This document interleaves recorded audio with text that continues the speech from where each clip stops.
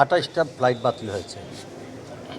আর আমাদের মন্ত্রণালয় থেকে আমরা প্রবাসী কল্যাণ মন্ত্রণালয় থেকে আমাদের সিনিয়র সচিব সহ আমাদের ডাইরেক্টর ডিজি সহ আমি নিজে এখানে উপস্থিত হয়েছি, আমাদের সিভিল এভিয়েশনের কর্মকর্তারাও আছেন।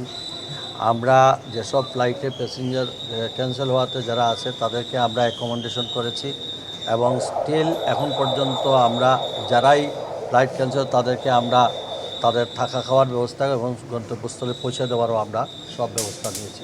যেমন এই এখন আসার সময় মস্কোতে একটা ফ্লাইট ছিল 53 জন প্যাসেঞ্জার, তাদের ফ্লাইট ক্যান্সেল হওয়াতে আমরা তাদেরকে এখন হোটেলে নিয়ে যাচ্ছি। তারপর রাত্রে স্যারিটারি খাওয়াইয়া পরের দিন আমরা অ্যাকাউন্টের গাড়ি দিয়ে এসি বাস দিয়ে আমরা তাদেরকে সিলেটে পৌঁছে দেবো।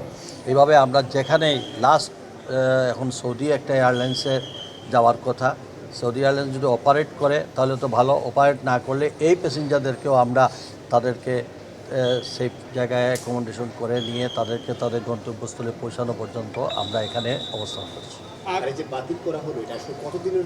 এটা তো আনসার্টেন, এখানে তো বিদেশের, এটা তো আমাদের হাতে কিছু নাই। কারণ এখানে এয়ার যুদ্ধে যদি অন্যখান থেকে যদি তারা এয়ারক্রাফট না ছাড়ে তাহলে তো আমাদের কিছু করার নেই, আমরা অপেক্ষা করতে হবে। আমরা যোগাযোগ অব্যাহত আছে, আমাদের মিশনগুলোকেও বলে দেওয়া হয়েছে, আমাদের রাষ্ট্রদূতগুলোতেও বলে দেওয়া হয়েছে, ওইখানে যদি কেউ প্রবাসে কেউ অ্যাফিডেভিট যাতে তারে সেফ জায়গায় নিয়ে আসা এবং আমাদের কাছে পৌঁছানো। এখন পর্যন্ত এই ধরনের কোনো মেসেজ আসছে না। শুধু কুয়েতে বলা হয়েছে যে বিমানবন্দরে একটা ড্রোন হামলায় কয়েকজনের মধ্যে বাংলাদেশে 3 জন উইন্ডের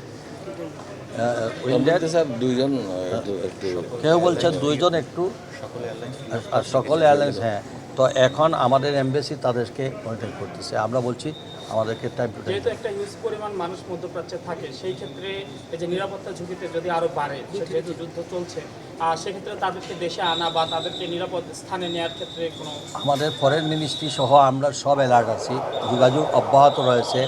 যদি এ ধরনের সিচুয়েশন হয় যেভাবে সেফটি দিয়ে আমাদের নাগরিকদেরকে আমরা নিয়ে আসার সব ধরনের ব্যবস্থা আমরা চেষ্টা করে যাচ্ছি। মাননীয় মন্ত্রী, এই যে থাকা খাওয়া এবং তাদের যাতায়াতের জন্য যে ব্যবস্থা করেছেন, এর সুফল আসলে যাত্রীরা পাচ্ছে কিনা এই বিষয়ে আমি মন্ত্রী, আমার সিনিয়র সচিব, আমার পরিচালক, আমরা সব অ্যাট প্রেজেন্ট আছি। আমি রাত্রে আবার মনিটরিং করব, শেষ না হওয়া পর্যন্ত তো আমরা যাচ্ছি না। যাত্রীদের সঙ্গে কথা বলেছি, তারা আসলে বলছেন এই বিষয়ে তারা এখনো সুস্পষ্ট তথ্য পায়। এই মাত্র যাত্রীদের সঙ্গে কথা বলে আসছি, আমাকে একজন দেখান যে ওই যাত্রী বলে নেই।